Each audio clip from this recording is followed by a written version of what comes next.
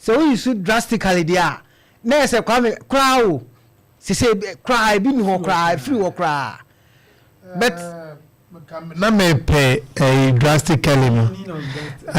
we the buy na that means say to the greatest degree that's just say a see cry bi ni ho entino say kuna kwame etisa e wo Ghana ha de katiken etisa wo Ghana ha you see the bia me kase to the bia me enunu ye ho kwame ne yensensere cause I say wow nu hu na nyede but o sensere e mane on timi dada obia kati timi dada obia na da so dada obia na asema kanya na da asema kwame kati kan si senya na da say o see hooliganism e Ghana football e kokra free ho ni obio eh na da nti afekwa na e ba Ghana nti kra e ba en 2 weeks ni kwa nti ehu bi aya mo nyesa kwame ade na ebe mato atwa no yenja ye omu na nka so omu ehwe se omu be na sa no man to atwa kwame ni e kan refis asemi refis no kwame omu nka ho na sa no ma we nyina esi refis no omu nka ho na ekofa sa nsem nyina esi entokwa most of na ekoso e wo ye stance ni mu nyina no this refis me performance e na ekofa sa no ma we nyina ba enti so be ka che se hooliganism o Ghana football kokra na then I'm sorry Kate atura bi anya se obi tawo but asem na wo kana asem na so ne etie ne ehwe se indeed you can say na tie because referees na won tie o mo ka no o mo na kwakofa issues problems e dia ba enti tie o mo ka no mo ndi ne ye e kire bi no ye ndi o mo ka na o mo perform na enye yi a ne ehun say indeed o man kasa na nya ade but at this moment mo do o mo ka kwame mesemetie si even let anymore yes tire madi be kan de o tro let ne bae no coward omusro ade omumpese ebe hu omo enti na obi ansa enhya ase no but the thing is kwame enye no kra na the answer is yes enye no kra so irrespective of say nim de ode let ne bae no let na aba abonten o kan so etisa ho enti ne se refi be kono ankodi match ye a na so bi kwose ne nsem na fumu mu a kwame ne performance no ebe ma sa hooliganism na o kase kono aba esi and again it akoso Shemesi is a semi critical power. Come serious. So okodi game na a man 1,001 Ghana cedi. And only a premier for no. About more division 1 no. 7.5 yeah. Say premier the any eka. The other can rate it make if I say limited the premier. Okodi a a man 1,001. In 1,001 member wo. Na bi a me kware na am tie mi wotim o premiership ni. Na mate se Zuba na ebe di mi match. Oh Zuba ene ma send 2,000 bi. Fafa kabra. Kware 2,000 ko dia e ko dura. Sa 1,001 na e ba no tick free mu a onya mfa so say. Na kan 1,001 no producer say. For be fans will be free souter. If I can tell you. No Kobuta region. In and out is a cut across. Baby in and out is. We as our money STC for Okraku din komo. Like at bow or yeah, no, now we do mutuka. Na me say obedi me match na ma say oh ref oh buy energy 2,000 we na fire fafa cabra. We do adeni besi. Kwame, so you see entino ref is not something very oh yes I Kwame me say matches do na cost na entokwasi no. A referee's performance na kofa bawo almost 80% a referee's performance ana kofa sa ntokwa no edeba enti se enti na hwe omo so ya Kwame hwe nsesa and again so o say now please for no ya adwuma Kwame adwuma sonko be no omo ye o so omo ye adwuma me say o cost stadium even after say sa asemi see e wo eye isu atere ho no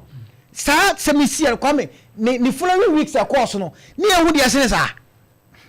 na ye hu de sene sa asem ni si kura ni flowing weekend essensi Elmina ansana Dr. Emina Sachs na make Kwame ana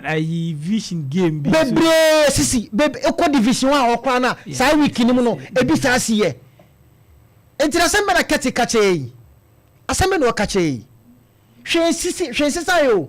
bibia sisa dada na na ewom bibia sisa drastically there been the only film because enye say brofo no da kwa mo ba no ma be ka brofo na guye so na nipa no bi toro mbo mutiri ko ne akọ ba bi but there be ni kwase ba sa. And again, Kwame, on the side of sponsorship, Kwame, or by any second term, no okay. Sponsorship deal by na ket Ediaba Ghana, at so about for so, I'm a class we. Oh, is that Division 1 or more access bank? Division 1. And then man and so more tagging. Kwame, say Ghana ha, you have more clubs in India. We are sure say ever KGL. Oh, now make enough there, but what about the premier? Premiership na ne o se o mugusu so eno so na kwame egiran wo ya kan wase kra onya bi so onya bi ewe onya bi na niam na amfa no maja enti nya papa se wakonya bi na kwame product na nya papa kwame da bi enti edie na nam sunti a anyina edie na nam sunti a sa sponsorship na wo ka no anya like anyina ama ene ye ni bi kra edie enti a no munya de ni de memete ye ne se omunya the needed mileage but Kwame omuna nkasa efefo no are they doing the needful for the club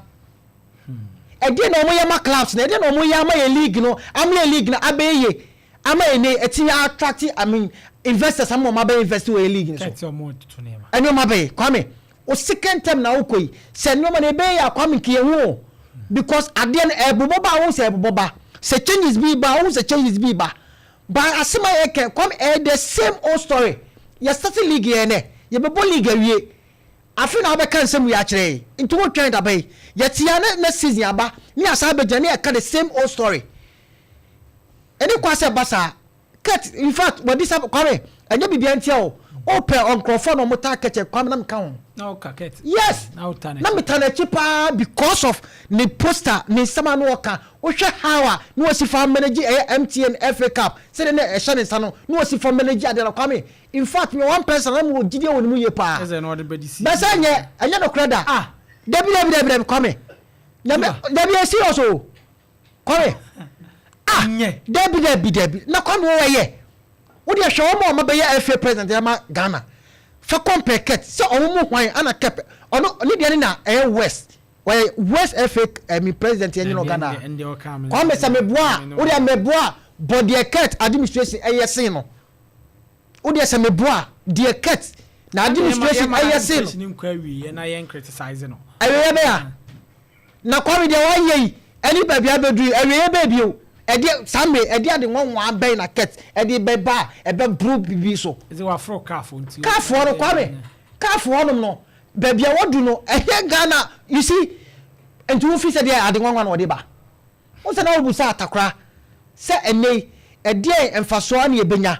ana ideas ben na obenya edi abeboa yen a na atakra no de ka se at least nko ombusa enfri eye amomo honom kwame are we trying to say se ket onim sanyoma we is that what we are trying to say abusa ogusu ye ho adwuma dey be kwame antel me ka say ade no sebe ya from the onset ubu sebe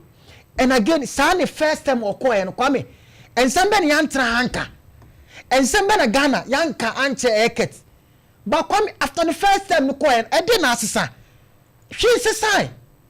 bibian sesai because league no kwame ye product enye ye product omo die nim no kwame omo organize ade ni ye de bia ensam foforo ento susu say ebe de na me ametia me investor bidi bisika be hye ade na ye na ankasa no ye free si ye no ne mbo ho ban ye hwe ade ni ye no me de abeshem amana say ade no sensem trofo e ba ne say amonso mo role to play monso na mo league no ene man ko yi adenti because mo criticize bibia mbe hu bia kwame another bia so mo pede negative mo the positive no mo propagate no positive na wo ka no edudo say positive okay edudo say positive ni emienu kra na kwame positive ba yenka so oya ade na eye ya yenka yeka badi nye ni say ade na omo ye na ankasa no 70% nye de omo ye no almost 70% nye and the positive no be ka kosi say because ade be chi ade be ye be sori bia no asem bia obeti bia form no enya asem at least o ka different do ma ye do be defend you kwame ye ba ye ka ade no mo ye ne ye ba ye ka last week ne antia na atakra e defend say ne sa ka dem young no ekose kwame I mean proper measurement omo fa mu akwa mu no ntino omo started taking initiative ni kwa na kwame enwie peye because omo na kase mu no me kwame to me me giri say ene omo pe empempen ade e be ne ade asolve ene de but ye hwe future en hwe extra. That is how I'm who's our administration way. Because you pay the any solve issue, then you are close to chapter no.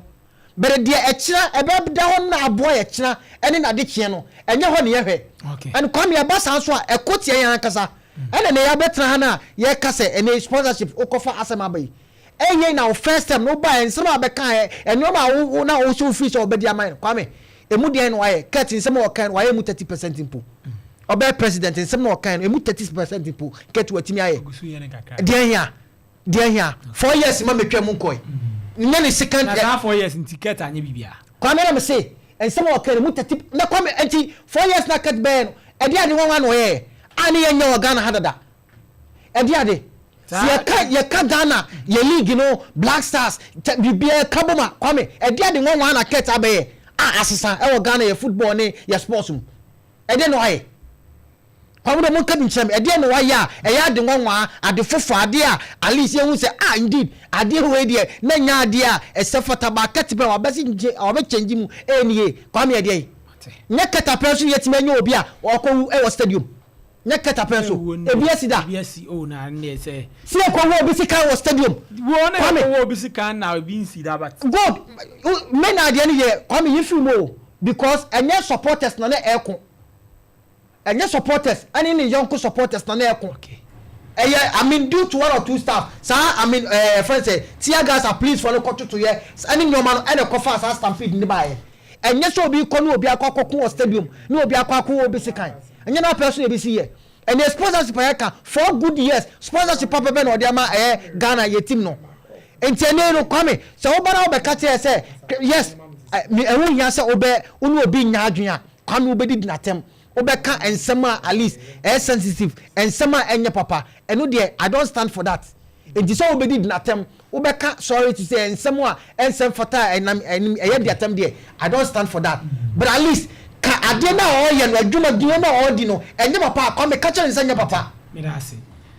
Na minim there